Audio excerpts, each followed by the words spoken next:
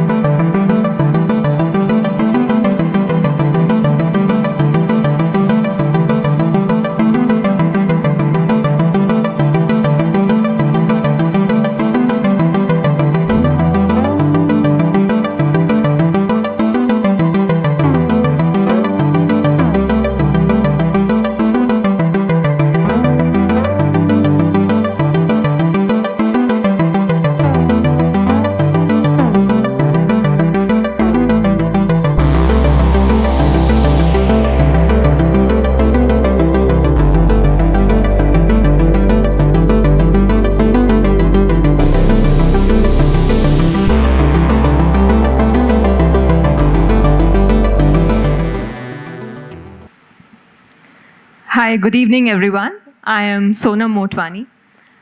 I am the founder of Karkhana.io. What is Karkhana.io?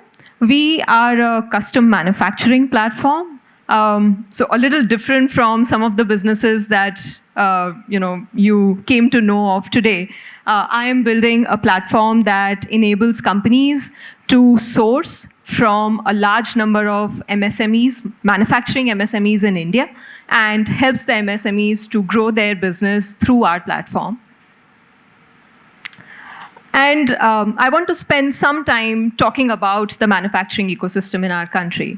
There are more than 2 lakh factories run by MSMEs in India, and 85% of these companies are small businesses, family run, and typically owned by single owners that have their business limited to certain geographies, a very small customer base to an extent where even if one of those customers pulls back in the business, their business goes for a toss. So it's in a way, a very, very risky way in which most of the MSMEs run their business.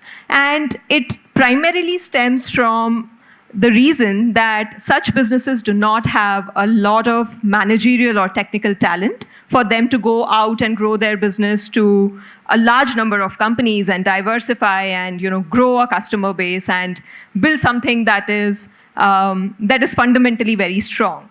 And that also limits them to how much capacity they can utilize in their factories. So these are some of the very real problems that exist in the manufacturing ecosystem in India.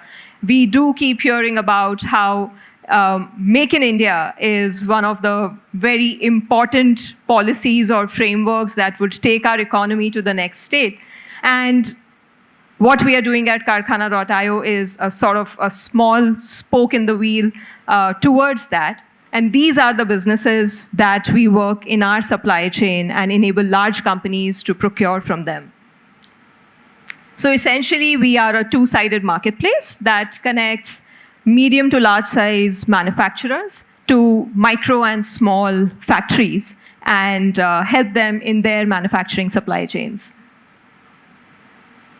I want to now move to talking a little bit about myself and how I came up to this idea of building Karkhana.io. I come from the town called Gwalior in Madhya Pradesh. It's a small city, and as I was growing up, I was one of the Sharma ji ki betis, very studious, scoring well in exams, doing well, and most of the career choices that I looked up to were, either you become an engineer and you become a doctor. Becoming a doctor seemed a little too scary for me. Because, my imagination as a 16-year-old was that you have to work around a lot of blood, flesh, and something that, I was not very comfortable doing. So I chose engineering. Did well, came to Bombay, studied aerospace engineering at IIT Bombay. But, I was choosing my career as an 18-year-old, so I didn't know what aerospace engineering was. I thought probably at the end of it, I might become an astronaut, and that's, a very fancy childhood dream. But only when I got into IIT and I started studying is what I figured is that it was completely different. It was more about the maths that goes behind learning how an aircraft flies. So you're not even going to fly an aircraft. It's more going to teach you how to build an aircraft or a satellite or a rocket ship. But yeah, I didn't find a lot of appealing career opportunities in India, and I wanted to stay and build in India. So I went to work for this company called P&G. It's one of the largest FMCGs. So I didn't really pursue aerospace engineering as a career. Rather, my manager then used to say that you learned how a plane flies, and here you are flying shampoo bottles and sanitary napkins and detergents on the manufacturing line. But this was one of the very defining steps in my decision to start Karkhana.io, because at P&G I was working as a part of engineering supply chain, figuring out how to make it work with manufacturers across India. And this is a North American FMCG trying to figure out supply chain in India. So the initial problems that I was facing dealing with manufacturers here, I assumed that they were probably stemming from the elitism that a large American company might have, and they don't know how to work with Indian manufacturers. So since I come from engineering background, all my peers were male engineers in other companies as well. And I was trying to learn from them that, how do you deal with manufacturers here? It's so tedious, it's so messy, and there are these men that I speak to and nobody says no, and everybody takes up whatever order we place with them, but nothing gets delivered. But what I heard was that everybody was facing the same problems. And that's sort of became a fundamental for me that it's a large problem. Every company faces it. Everybody finds manufacturing very messy, but not many people are solving it. And that sort of became the reason I started to build Karkhana.io. But Karkhana.io was not my first entrepreneurship experience. My first experience was Rolling Cube, which failed. So as I speak, I want to share some of the things that I have learned as I went about building. And none of this is something that I learned at IIT Bombay, though it's one of the best engineering colleges in India. And these have been some of the learnings of becoming an entrepreneur as I am on that journey. So my first learning was, know when to stop, know when to acknowledge failure and move on. A lot of times we are very scared of accepting failure, or rather do not accept failure thinking that it's our conviction, it's our drive, and we have to keep going. But as important as it is to keep that conviction of building what you really, really think is the future, it's equally important to understand when to stop, pull out, and figure out what your next pivot should be. And I won't go into details of what Rolling Cube was, but for me, it was a failed business idea, which I felt very strongly about, but took much longer than I should have taken and invested way more time than I should have, than wrapping it up and actually start building what I'm doing now, that is Karkhana.io. My second learning, as I have been building, is focus on building or rather solving a very large problem, but start with solving it for a very niche and small customer base. Why that is important is when you focus on a small customer base and focus on making it fruitful for them, making it a grand solution for them, you have a lot of room to experiment, you have a lot of room to make mistakes, and if the learnings are right, that small customer base allows you with a very high reward that you can use in further learning and then grow your customer base. So making sure that the starting point is not focusing on large problems and large solutions, because if you fail large, it's also more expensive. It's always better to experiment with a very focused small customer base and figure out how to scale from there. Third point, which I think a lot of people in the room have spoken about, is learn how to read a balance sheet. As an engineer, I did not know this when I graduated from IIT.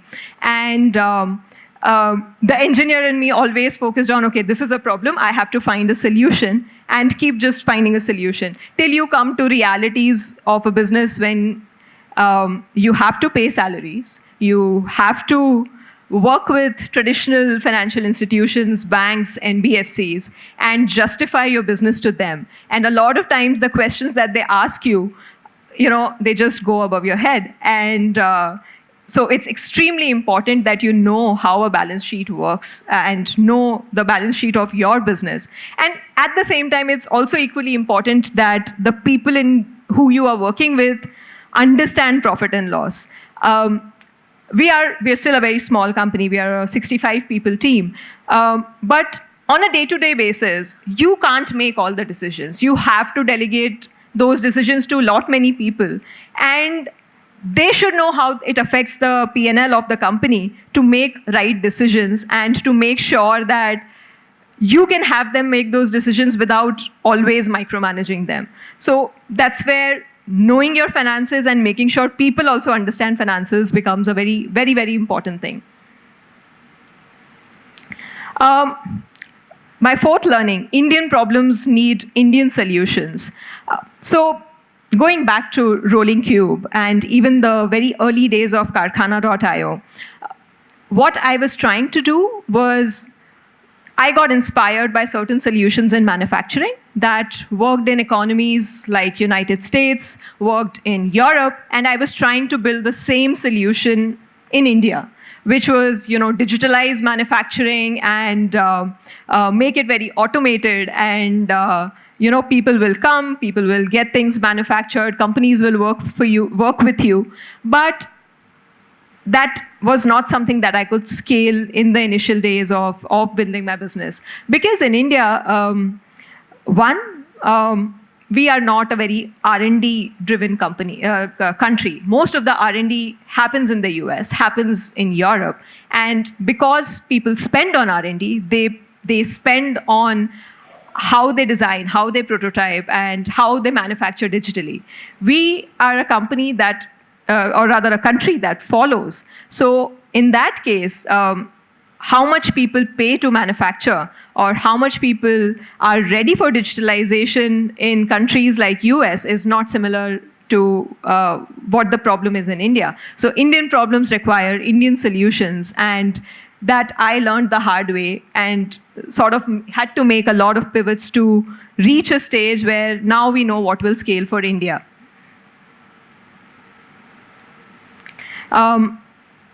My next learning, it's actually two-sided. One is when to know yourself, what to say no to, and secondly, also knowing what others are not saying no to. So we work with a lot of manufacturing suppliers, right? And generally the tendency in us Indians, and maybe I am overgeneralizing this, is that we don't say no to anything. Whatever comes our way, we are scared of coming across as rude or incompetent and stuff like that. So when we work with suppliers and talk to them about an order, whether they can manufacture it or not, nobody says no. And people always overcome it and always underdeliver. So figuring out the mechanism in your business, in your day-to-day, to identify where people are overcommitting and will for sure underdeliver is extremely important. Secondly, that also applies to you, what to say no to. Are you overcommitting to doing things which will create a friction later as you start to deliver? And knowing what is important to focus on, what is important to scale, and not take up everything that comes your way. It's much better to do fewer things, but doing them better than everybody else, than taking up everything and sucking at everything. So yeah, this applies two ways. And again, another thing that a lot of us spoke about, that the journey of a founder is extremely lonely. And I think I can't emphasize this enough, but what is important is finding an inner circle who you can share that loneliness with, or let people in on your emotions, on your thoughts, your fears, and your vulnerabilities. And those people can be your family, your friends, your people at work.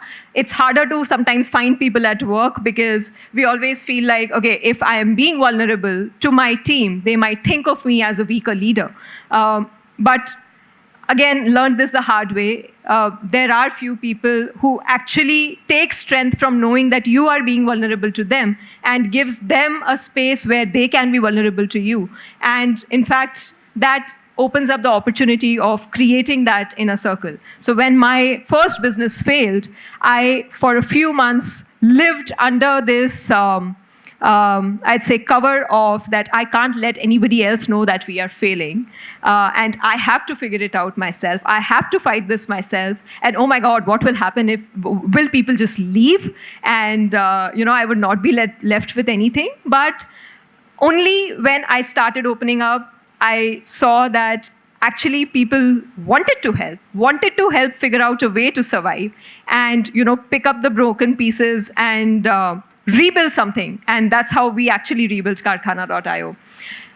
For me, my inner circle actually has been the first 3 people I hired at Rolling Cube, who did not leave when Rolling Cube failed, but rather started again with me to build Karkhana.io. And my husband, who I open up all my vulnerabilities with.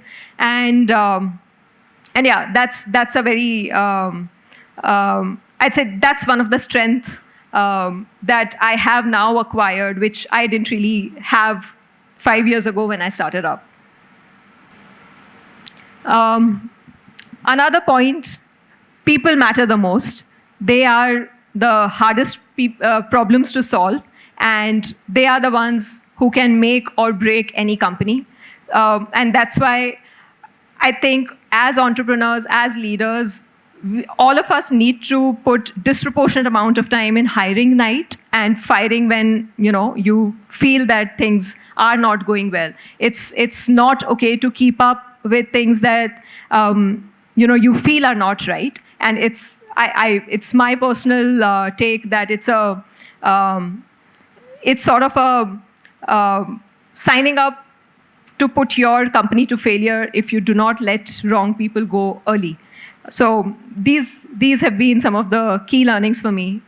And very last, discover your own leadership style. There are many books, many talks that all of us listen to, but it's actually very important to be authentic in the way you lead, because if you are not authentic, you would not enjoy what you're doing, and you will get exhausted, burnt out much faster than you otherwise would if you stay authentic to your own style of leading.